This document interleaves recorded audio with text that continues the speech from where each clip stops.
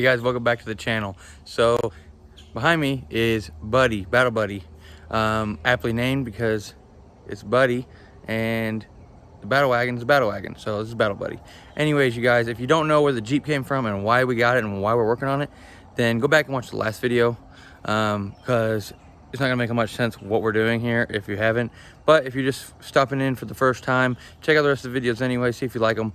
And if you like this video, give it a like, give it a comment if you have any questions on how to do this. But we're putting 2x6 rocker replacement rock rails / rock sliders on the Jeep XJ Cherokee. So Buddy's gonna be getting some of that because of the rust. So let me take you in here and I'll show you a little bit about why we're doing it and what you need, and then we'll get to doing it. So I've already got the wheels and tires popped off of it because it's a lot easier to do this with those off. But if you look down here, excuse this, we got something for that coming later. But if you look, this is your factory rocker right here. Extends all the way down, and then right here, this is commonplace for them to rust, but this one has a ton of rust right in there, and this stuff is just flaky. So what we're gonna do is we're gonna take a piece of 2x6 steel. To do the whole Jeep, you need 12 feet to be safe, to give you some extra, to do 12 feet. I'm doing it the long way because we're going to keep the factory flares, just cut them. But hop around here to the back, and then to the other side. This side I've already got done. Now, I got something coming for this. This was a little bit of grind and paint for a rust repair on the door. There's not really any rust on the other doors, but I got something coming for that as well, and I'll have that in the next video most likely. But here is what you end up with when you're done. It's a lot nicer, and it replaces that rusty rocker. A little bit more rust repair I got to do right there. Pretty much this thing is pretty rust free. It's just the rockers and the doors got some rust on them, so not too bad. But yeah, this is what you end up with. There's many different ways to do this, but the concept is the same. So that's what you need to have it come out looking like something like that. This stuff is solid 3/16 inch steel. I painted it black because I got some things coming to match that. So here is the 3/16 inch steel. It's pretty. So it's a 2x6 piece. So it's 2x6. Some people do 2x4. 2x4 comes out flush with the side of the doors. 2x6 sticks out about 1.5 inches or so. And then some people do 2x8, but that's really sticking way out there. So unless this is a dedicated off-road rig, you don't need 2x8. But 2x6 is a common thing for people to do. You can go with 1/4 inch, which I think is overkill. 3/16, which I think is just right for just about any kind of off-roading. And then 1/8 inch is a little thin, but I probably could have got away with 1/8 inch. Now, aside from just the steel, which you can totally use just the steel, especially if it's not rusted, but I went and bought this kit from Ares Fabrication. It's ARES Fabrication. Now, I've already cut down one of these pieces in half and used some of it on the other side, but it comes with 4 of these brackets. You can cut them any way you like. And instead of putting the 2x6 directly into the channel that you're going to cut out of the rocker, and instead you put this in there, and then you can weld this to the side of where the actual body and the floor is, and it makes it a little bit stronger, and it's a lot easier than trying to weld thin pot metal, or thin rusted metal, should I say. You have less chance of just blowing through it when you're welding, especially if you're not super good at welding like me. I'm decent, but you know, by no means a professional. But yeah, these are the brackets that you get. Comes with some instructions. It tells you in these instructions to cut the ends at a 70-degree angle to match the angle of the fenders. And if I can find them, it also comes with some plates. I got a whole bunch of junk floating around here. Here's one of them right here. Also comes with these plates. These are your end caps. So you weld those in to the ends to cap off the ends of your rocker. I did not use these because I cut a 45-degree angle to give it a little more angle if I did hit something to kind of skid under instead of being at a 70, which is a little bit higher. So I didn't use these, but it's really nice to give you those, to give you the brackets. This makes the job a whole lot easier. I don't think it makes the job quicker, but it makes it a lot easier, and it does make it stronger. So you guys go check out Aries Fabrication for these, and they have a whole bunch of other stuff for Jeeps on there too. Any model Jeep, they have a bunch of stuff for them. So let's get to doing this.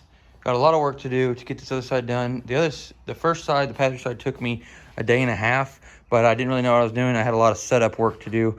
So now I can come at you guys with some tips and what not to do and the quickest way to do this. So first things first, get this rocker cut out, get the fenders cut, and get this front fender piece cut. And here we go. I'm gonna do that and then I'll come back. All right, as you can see, I cut right along where it starts to go down. You're gonna cut right directly on that. I like to cut just below, like just basically right on the seam where it starts to go down, but just below, because that's gonna give us a little bit more meat to fill when we weld the top of this rocker. But that comes off, and then coming down here, that comes off. Now, you're gonna wanna pull your fender liners out, but I like to leave them on until this first cut, because now I have a line that I can see this is where it's gonna be cut, because you're gonna have to cut those to make room. So now I'm gonna pull a fender liner out, and then I'm gonna cut along the bottom and show you what that looks like. All right, so once you get this top piece cut, like we just did, the next thing you can do is go up underneath and find my line here. And you wanna cut, it's hard to see that cut. You wanna cut right inside. Don't cut it over here. Make sure you cut on this side. You can leave more hanging if you're worried about getting a perfect line, but leaving more hanging is worse than cutting into here. Cutting into here, you're gonna have bigger problems. Your carpet, your floorboards up in here. But you're gonna cut right along inside here, cutting out this pinch seam, and go all the way down the rocker. Then you wanna come up right here, and see how we have our fender cut? You gotta remove the 2 torque screws so you can get that piece to come off. Then we can continue our cut along the top. We're gonna do the top cut right here on the front and the back. I'm gonna mark this out to make sure it's level. And then once we get both the top completely cut and the bottom completely cut down there, then we'll cut our slash cuts down to meet this. You do not want to cut the sides, front and rear, before you cut this top and bottom, because this is what's going to keep this thing from falling on you while you're working. You do this last, then it'll just come loose and hang, and then you go back there and do the same thing, and then it'll just fall down. It won't land on you, and you won't get hurt. Also, while we're talking about safety, I do want to tell you guys, I'm wearing as much gear as I possibly can. I got freaking bibs on right now because I'll be doing some welding, and I value my eyes and ears and hands, so a tip there. Also, when we go to weld, you're going to want to be very careful not to, because we're welding right up against the floorboard, you're going to want to be very careful not to burn your freaking Jeep down. What you want to do is pull the carpet back, and that's what you are supposed to do, and that's what you should do. Now, I am going to do something different, and I don't recommend you do this, but I am going to just get water all along the inside of the carpet right there, and I did that on the other side and it worked out fine. But that is something that I did that you could do, but I recommend that you pull the carpet out. So just there, not responsible for you burning your Jeep down. Anyways, I'm gonna get this last cut made. I'm gonna draw these, and then we're just gonna drop the rocker out. Pretty simple. All right, look at that. That's the whole ratty, rusty, nasty rocker. And it just goes to show, you see rust, it's like cockroach. You see a little bit, there's a lot more you can't see. So now you see how it ends up. We have that line cut right across there. Then on the bottom, we cut right across there perfectly where the side of the floorboard is. Like I said, if you're not going to use these Aries fabrication brackets, then you got to leave a lip on this a little bit. So you end up actually just cutting right behind the pinch weld and leaving this as a lip, and then you're going to weld your steel into that. Well, that's thin metal, so the brackets Aries fabrication makes a lot better. Just makes this a little bit stronger for sure, a little bit easier. Does take a little bit more time, but it's better. Nice square cut across here. And if you're not sure where to cut squarely, this little angle corner is perfect with that body line. And then, so that's how it ends up. And then we'll go look at the back, give you guys a good look at it. Got my handy dandy light in here. And also, this line for the steel fender liner that's made into the body is perfectly square. So I cut straight up from there and across, and all that's cut just right. So now, hopefully you're not having to do this, but now I gotta go in here, the grinder and a wire wheel and everything else, and get all of this rust out. And then we're gonna paint it with weld through primer, and I'll explain that in a minute. So I'm gonna get all this rust out, and then we're gonna get our brackets, and I'll show you what I'm talking about. All right, so I got the rust cleaned up as much as possible, all the way up inside here, everywhere, all the way down, especially back there. I use a grinder to get the flakes and a wire wheel to get all the chunks, and then use the compressor to blow all the dust out. Then, as you can see, it's silver now, or kind of silverish. That's because I put this weld through primer. This is U-Pole weld number 2, weld through zinc rich primer. Here's what I'm using. Now, I prefer the Duplicolor weld through primer, but I couldn't find any. And then Aries Fab prefers any copper weld through primer. So any weld through primer with copper in it, and that is good because the copper is gonna move towards when you weld. But the purpose of it is when we put our brackets in, these brackets now are gonna sit right in here and hang out, and there's little keyhole slots, and you'll see that once I get it on. But there's little keyhole slots where you're gonna weld it directly to right here. The purpose of the weld through primer is because we need to paint this whole surface all the way in through here, because once we weld this stuff in, we're not going to be able to get back in here again. We're not going to be able to paint it once we weld something over top of it. So we're going to coat this whole surface, all of this, all inside of here with weld through primer. Anywhere we're not going to be able to get to once we weld those brackets in. Then we're going to coat the backside of our brackets with it as well, with that nice weld through primer. And then we'll weld these brackets on. Now you want to get them just the right height. I find that if you do it the way I'm doing it, that you set the bottom of that flush with this little edge, and it works out good. But you're going to want to mock it up with the jack. Use a jack, or I have other jacks over there, and a block of wood, and get your metal and your brackets all in there nice, and just kind of bring it up to where it sits nice, flush, and even.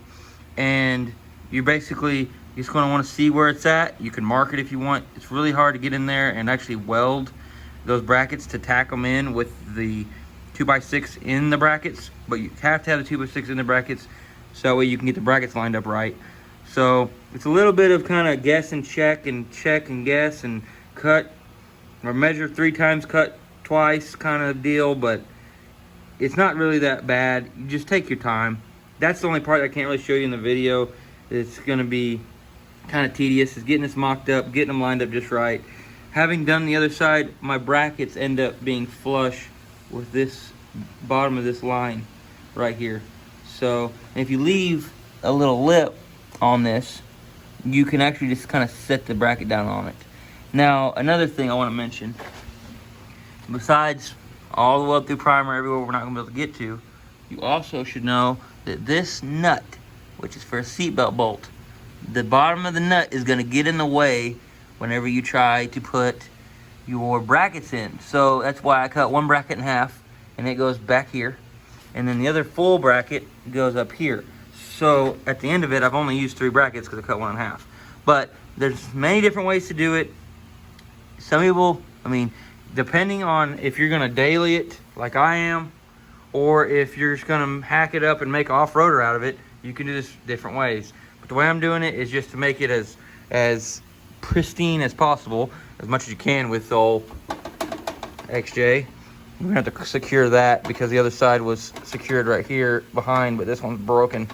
But so you're gonna wanna basically take your cutting wheel and cut right across the bottom of where these threads are so you can clear it. And then you're gonna put the brackets in on either side, and then your metal will go in, and it has to be able to clear your metal. So that's what we're gonna do next. I'm gonna go ahead and get those brackets painted with the weld through primer, get those welded in, and then I'll show you guys what that looks like. And then we have to weld through primer the brackets on the other side before we put our steel in. And we have to weld through primer the steel before we put that in as well. But we'll get that in a minute. I'm gonna get these brackets on and we'll come back. All right, so got those in place, made sure everything was clear, had to re-clearance the cuts on the inner fender, and then now it's in there. Now, excuse my welds. Like I said at the beginning, I am not a professional welder. My welder was jumping around because it's a stupid, cheap little flux core Harbor Freight welder, but it'll do the job. You guys, it's a Jeep. You're never gonna see these. Do they hold? Does it rust? The correct answer is yes, it will 100% hold. That's about the only good weld I had. The rest of them were kind of eh. It was spitting and spattering. You don't want to get too much buildup like I had on that one. But anyways, you guys, this stuff is super strong. And I went back and painted it with the weld through primer. Really good, because once we put our steel in there, we're not going to be able to get in there.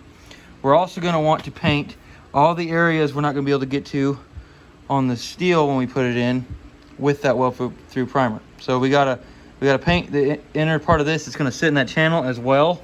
And any part that's going to be hidden up underneath here, underneath our rocker, where this little guy is going to cover it. So we got to get all that weld through primed and then stick it in there. Also, I went ahead and cut this. I cut mine at 45-degree angles. Aries Fabrication, for these brackets, wants you to cut them at 70-degree angles because of the plates they give you are made to cover that gap. I want them at 45, like I said, because a little deeper, so I'm gonna make my own end plates, but there's nothing wrong with doing it this way. You guys can make your decisions on that. A 70-degree angle will be more straight up and down. So we're gonna get this primed and get it slid in there and then start tacking it in. Another quick note, if you're gonna be welding, disconnect your battery. I disconnected the ground over there, and just in case, because you don't want to fry anything. Now, I used an angle grinder to do this because it is a lot quicker to cut this with an angle grinder and a good thin cutting blade than it is to try to use a miter saw like I was originally trying to do and cut the angles like a chop saw that does angles. It actually took a lot longer to get through it with that because I couldn't find thin blades. But you guys figure out how to cut that however you like. I basically used an angle finder. It's that little orange thing on the wall right there, and then a straight edge, which was over there. And I basically just drew my angles and cut it. Wasn't too bad. Grind it smooth on the ends to where you can fit some plate on there, and then weld, then clean up your edges and get it slid in there. So I'm gonna get these end caps made, get them put on it, weld through prime everything that's going up into there, and then weld it in. You want to weld the bottom first along the bracket right here. Once you get those all welded in, you're going to take your jack and a block of wood if you need, and you're going to lift it up until it makes contact firmly with the existing rocker lip. Then you're going to weld on the rocker lip. Now, this part is a little bit harder because you have to turn down your heat because this is so thin on your welder. You're going to turn down your heat way lower and just be careful and go all the way across. And then so I'm going to do all that stuff, and then when I get done doing that, I'm going to show you guys how we're going to finish up with the prep and the paint for the final look. So Be back in a little bit. All right, so it's all nice and welded in now. Centered and all that good stuff. Welded in all the way across the bottom. All the way across the bottom. I had to go and get a new welder because that one just quit working. So that one's supposed to be a little bit better than this one actually, even though it's smaller. So we'll see what happens. But got that welded up underneath. Welded the seam right here and put some seam sealer in it. That was a pain in the butt because it tries to burn through the thin metal. But got some seam sealer on there now. I'm gonna let that sit and dry for a little bit, and then basically I'm gonna tape some stuff off and paint it, and it's really that easy. I already kind of painted. You gotta kind of think about where you're painting, because some of this is paint, you know, the weld through primer and blah blah blah blah. Also, I'm gonna have to secure this. But as far as for this video, you guys, I'm gonna paint this, and I'm just gonna show you guys how it looks when it's done, and we'll wrap this up. And there it is. It looks good. I gave it a few hours to let the paint dry, so it's dark now. But no worries, all done. I would say that this is probably a weekend job. I have the week off this week to fix up all the problems with this, and just to have a week off of work. I'm overdue. Haven't had a week off of work in 5 years, so I'm excited. But I'm glad this is done. Now I can actually relax on my vacation. But it looks really good. I'm gonna show you guys some of the stuff I did. For one, I secured the fender. I just welded it down there. You can see some of the spots where it's a little lighter on the paint. And what I'm gonna do is I can go back and touch this up with paint. That was the idea. If these ever get scuffed up on a rock or whatever, rock chip, I can just hit it with some of that cheap paint and roll on. So I am gonna rhino line it, I think, just to make it look a little bit cleaner. It'll kind of cover up some of the little scuff marks from the fabrication work. But yeah, turned out good. That seam sealer is not completely dry under there, so the other side ended up curing in a couple days between me doing this. But I would definitely say that you need to give yourself at least 2 days to do this if you're confident in your abilities. I started on this one at about 9:30 this morning, and all said and done, paint dry, it is now about 7:30 or 8 o'clock. So, but it looks good. I'm super happy with that. It matches really well with the angles of the Jeep. I'm keeping the factory flare, so it comes out about this much further than it would if you just cut your fender flares. Also, if you cut your fender flares off and do the trim, or you pull your fender flares off and trim the fenders, it actually is a lot easier to do this, I would say. I even kept the factory fender liners and everything, so this is gonna be the daily, and buddy is happy. Next video, we're going to do some more of this rust repair, and we're gonna put some armor cladding on it. So, you guys, thanks for watching, and we'll see you on the next one.